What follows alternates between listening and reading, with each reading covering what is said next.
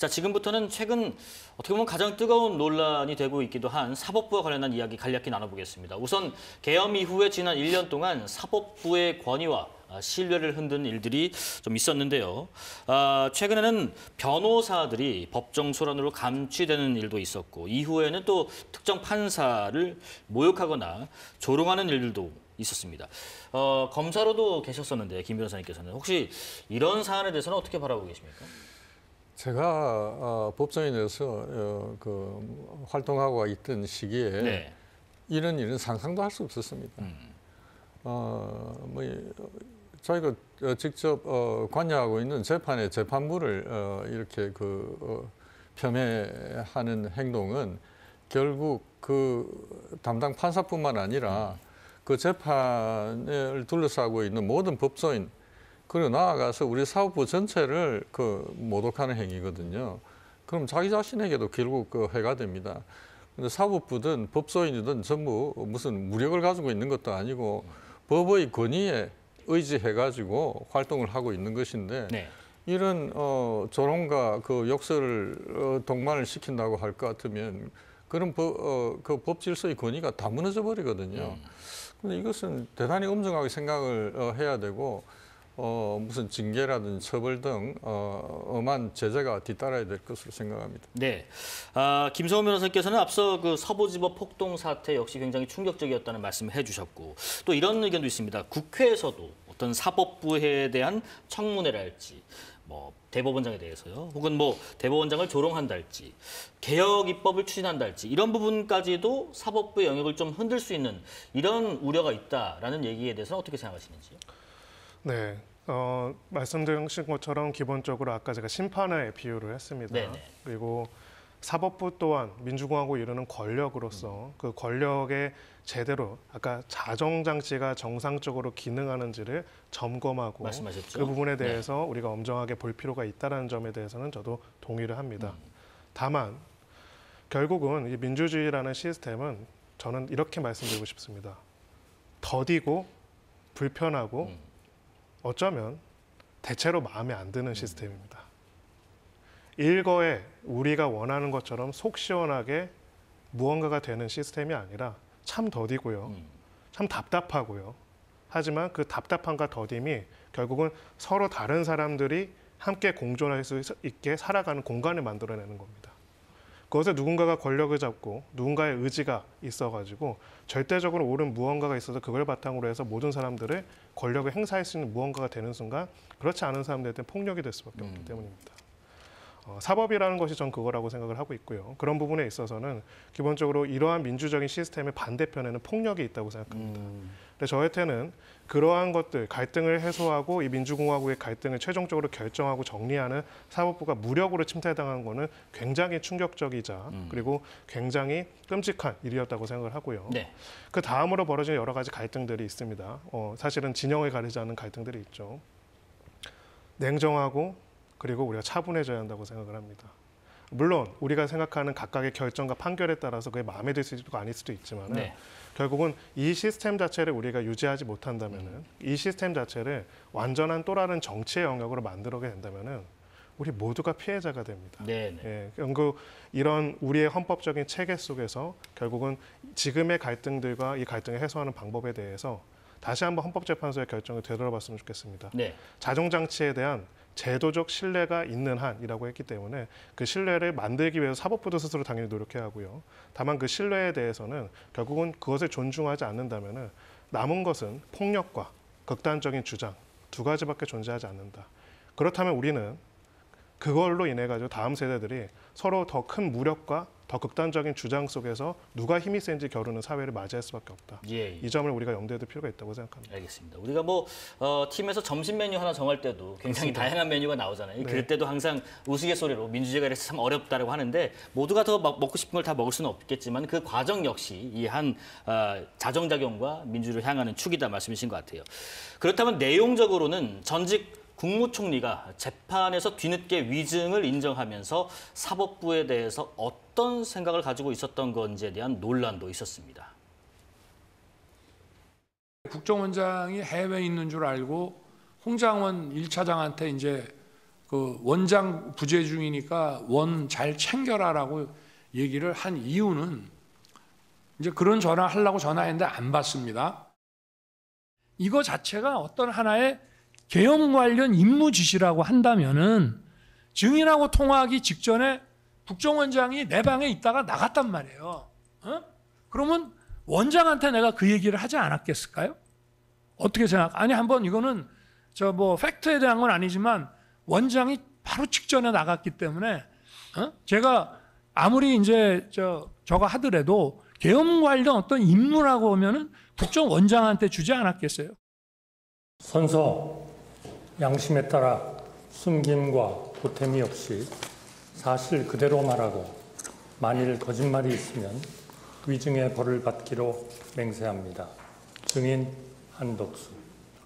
저는 계엄 선포 당일 대통령실에서 계엄과 관련된 문건을 보거나 받은 기억이 없습니다. 피고인은 대통령실로부터 받아온 문건을 파쇄한 것이 적절하지 않다고 생각하여 대통령실로부터 문건을 받은 사실이 없다는 취지로 위증하였다라고 진술을 하였는데 맞습니까? 네, 제가 헌재에서 위증을 했습니다. 간략히 좀 여쭤보겠습니다. 김성훈 변호사님께. 한 전 총리의 어떤 태도랄지 그리고 최근에 검찰 구형 등을 보셨을 때 어떤 종합적인 평가를 내리고 싶은지 좀 들어보겠습니다. 네, 대한민국민의 대한국민의 신뢰를 중대하게 배반하였다. 한 문장이 우리 헌법재판소 결정문에 나와 있습니다. 신뢰입니다. 위임이고요. 헌법적인 권한을 위임받았고 대통령 권한 대행을 했고 국무총리도 역대 전체적으로 통합해야지 가장 길게 지낸 사람입니다. 헌법재판소의 그 결정이 이루어진까지 심판하는 과정 중에 얼마나 많은 갈등들이 있었습니까? 진실 게임을 벌이고 있었죠. 거기서 공직자들의 해야 하는 역할은 진실이 무엇임을 밝힘으로써 역사의 죄인이 되지 않는 겁니다. 네네. 하지만 거기서 정치적인 유불리든 아니면 개인의 유불리든 진실을 이야기하지 않거나 아예 거짓을 이야기했던 거는 그로 인해서 민주공화국에 굉장히 큰 혼돈을 야기했다고 생각을 하고요. 거기에 대해서는 당연히 엄정한 책임을 묻는 것이 우리 역사적인 차원에서도 굉장히 중요하다 이렇게 생각을 합니다. 예, 사법개혁 움직임을 통해서도 시사점을 간략히 짚어보겠습니다. 최근에 윤 전 대통령 탄핵 심판을 했던 문형배 전 헌법재판소장 권한대행이 여러 논란에 대해서 종합적인 의견을 밝혔는데 이것도 잠깐 들어보겠습니다.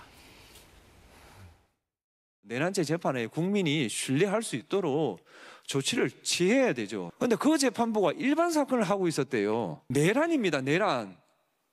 옛날 말로 하면 역모예요. 역모 재판을 무슨 일반 재판하고 같이 해요. 그걸 국민이 불신하는데 재판의 독립이다? 그게 맞는 이야기입니까? 자, 국회에 대해서 말씀드리겠습니다. 휴먼 에러를 시스템 에러로 받아들여서는 안 됩니다. 휴먼 에러는 그 휴먼을 책임을 물으면 돼요. 시스템은 시스템대로 가야 됩니다. 그런데 휴먼 에러를 해결하기 위해서 시스템을 바꾸겠다. 저는 문제가 있다고 생각합니다. 지금 사법개혁 방안에 대해서 그런 문제는 없는지 한번 국회에서 한번 좀 숙고를 해 주셨으면 좋겠습니다. 송 교수님, 그 재판부에 대한 불신을 해결하는 것과 또 재판부의 독립성을 확보하는 것, 이것은 좀 다른 차원의 얘기가 아닌가 싶기도 한데 어떤 생각하고 계시나요? 예, 저도 좀 그 말씀을 들으니까 좀 왔다 갔다 해요. 국민이 재판을 불신하는데 그 말이 굉장히 위험한 말이라고 생각합니다. 그럼 실제로 지금 재판을 불신하고 있는가? 그것도 문제지만은 마치 그게 사실인 것처럼 말하는 것은 마치 우리 학생들 보고 우리 선생님 쓰면 엉터리야. 그렇게 말하는 것 같아요. 비록 그 선생님 엉터리라도 학생들은 그래도 선생님 말을 좀 들어야 교육이 되지. 그때부터 학생들은 뭐 선생님 무슨 말 하든지 다 엉터리라고 할 거 아닙니까? 지금 당장 재판이 이루어지고 있고 유죄 판결을 받는 사람들이 있는데 저 말을 들으면은 유죄 판결을 받은 사람이 이건 뭐 나를 억울하다. 즉 그렇지 않아도 우리 국민들이 지금 뭐 억울하다고 느끼는 사람이 너무 많은데 저는 재판의 권위를 약화시켜서는 안 된다. 네. 잘못됐으면은 좀 조용하게 요런 점이 있으니까 우리가 고치자. 그건 뭐 전 필요하다고 생각합니다. 그런데 당장 지금 이 재판이 전혀 불신을 받고 있다. 저는 그 굉장히 위험한 발언이라고 네. 생각을 하고요. 특별히 우리 그 국회의원들 가운데도 이제 그런 반응을 보이는 사람이 있는데 꼭 자기들에게 유리한 판결이 나오면 아주 공정한 판결이라고 그러고 불리한 판결이 나오면 엉터리를 하고 그러면 국민들이 그 말을 믿겠습니까? 너는 국회의원들이 자기들에게 불리한 판결이 나왔을 때 참 공정한 판결이었다. 그런 말을 하는 용감한 국회의원이 하나 있었으면 좋겠어요. 네. 그래서 저는 비록 법이 엉터리라도 일단 만들어진 법은 당분간 지켜서 질서를 유지해야 되고 그 엉터리 법은 좀 고쳐야죠. 고칠 때 그 법 권위 자체를 그 말씀은 또 했습니다. 제도 자체를 시스템을 바꾸는 게 아니라 사람을 바꿔야 된다는 건데 그 말씀은 옳죠. 알겠습니다. 그러나 그 시스템에 대해서는 적어도 우리 이 민주적인 방법으로 만들어진 헌법 또 이제까지 그 헌법에 근거해가지고 만들어진 법을 갖다가 그렇게 폄하하는 것은 굉장히 위험하다. 네. 그런 생각을 합니다. 자, 마지막으로 김승대 변호사님께 이 질문 드려보고 싶습니다. 지금 2026년이 며칠 남지 않았습니다. 민주주의 체제의 발전을 위해서 어떤 점이 좀 중요하다고 생각되시는지 마무리 발언 들어보겠습니다. 민주주의 체제의 발전을 위해서 어떤 일이 필요하냐 이렇게 묻는다면 너무 포괄적인데요. 지금 2026년을 앞두고 있는데 좀 더 구체적으로 물어주신다면 어떤 내용을 이야기하시는 겁니까? 제가 구체적으로 듣고 싶은데 지금 시간이 다 돼서 제가 이렇게 좀 통칭해서 좀 여쭤봤습니다. 네, 지금 아까 말씀하셨다시피 사법개혁의 문제가 이제 그 중에 한 가지 방안이 되겠는데요. 지금 아까 전직 재판관님의 말씀대로 사람의 잘못을 시스템의 잘못으로 혼동해서는 안 된다. 라고는 하지만 사람의 잘못이 시스템의 잘못을 일깨우는 계기는 될 수 있다. 근데 지금 우리 사법개혁에 대해서 제가 그 점에 대해서는 제가 법조인의 한 사람으로서 견해를 가지고 있는데 지금 우리 대법원이 너무 힘듭니다. 재판관 대법관이죠. 대법관 수가 14명인데 국민들이 그 2심에서 패소한 사람들이 억울한 사람이 너무 많거든요. 전부 이제 상고를 해 오는데 그 심리 불석행 등 이름으로 많은 사건들이 심리조차 되지 않거든요. 그래서 대부분에 대한 이런 불만 이런 걸 생각할 때 국민의 재판 청구권을 보장하기 위해서 대법관의 정권이 정말 절실한 상황입니다. 그런데 그것이 이제 잘 진행되어 오지 못한 것은 여러 가지 요인이 있는데 이 자리에서 다 그런 것을 이야기할 계제는 못 되는 것 같고요. 결국 어떤 계기든 간에 개개의 재판의 잘못에 대해서 정치권이 문제 제기 환기가 됐겠죠.